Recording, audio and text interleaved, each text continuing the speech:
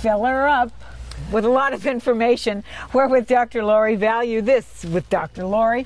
And what is this thing, Dr. Lori? Well, it kind of looks like it's a house for a whole lot of birds. It's been out here a long time. Yes. Yeah. But this is wonderful. You know, these particular old gas pumps, really popular for a look from the 1940s. And then, you know, remember, if it's a relatively well-known business, company, you know, with a long history, then you're going to see more value. This one has more value, not so much for the rust and the rest of it, but for the integrity of it. All of its parts still here, but also right here in, of course, the sign, the enameled signs, and attached here with the flathead screws and the Phillips screws. Really pretty nice. In terms of condition, it's poor. Okay. But again, some of these things can be brought back with the right restoration. Some of you will use chemicals to do that. Some of you will say, well, we've got to really get a professional in here to do that. Can you give, not maybe necessarily for this, but a type like this? Well, it depends on size. It depends on, you know, do you have one that's an SO? Do you have a Texaco? Do you have it? And then that starts to tell you about period, time period, and then value for where you are in the country. Because in certain parts of the country, you know, if you're in Roberts County, Texas, for example, relatively rural, guess what? They've got these. Yes. So you're not going to get top dollar. But if you're outside of New York, or you're near Newark, guess what? You're going to pay a little bit more for one of these. You want to put a price on? Oh, well, you could basically have a range of these, relatively hundreds to thousands. Okay, all right. Yeah. Outdoor statuary, which is, this is kind of like a statue. But, Sure. But let's take a look at another one that we've seen in a lot of yards over a lot of years.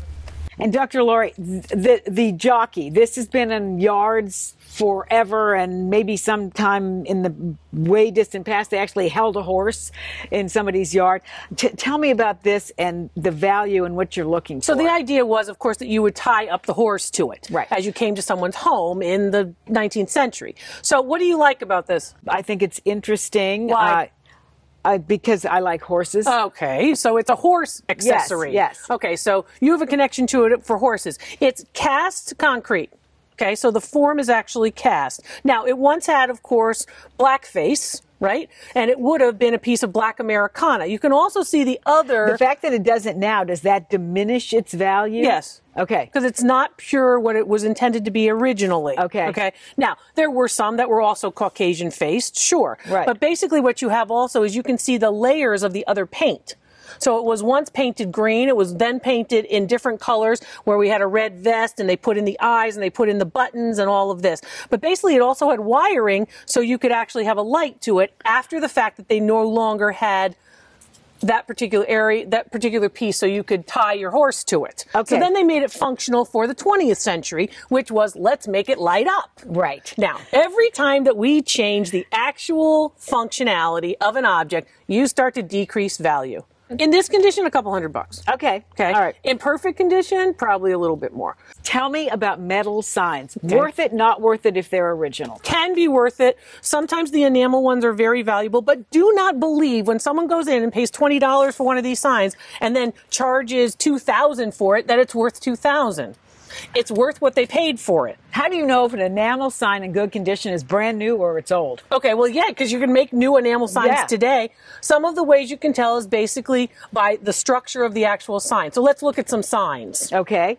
Some are enamel, some are lithographed tin, right? So it's actually a picture on top of the tin. Like the Crown Royal Cola is from like the 1950s, 1960s. And if you think of newspaper, the funny pages, it's the same Ben-Day dots that you'll see in the 50s and 60s used on lithographed tin. So that cola is basically, it's kind of damaged. So it's probably worth about $75, maybe $125, somewhere in that range. Then you have the Pennzoil, which also has Ford logos on it. So that becomes important. So that's somebody Pennzoil, you know, somebody's oil change mechanic and shop. The address on it. You can look that up. Yeah. We go New York. So a sign like that would be worth what? Oh, probably $300, $400. And then, but people like the rust. People like the fact that it's aged. But these particular signs are not the most valuable enameled signs. So they're on a particular nice piece of metal and they're enameled on top. The Oilsum sign, for example, example, those nice enameled signs,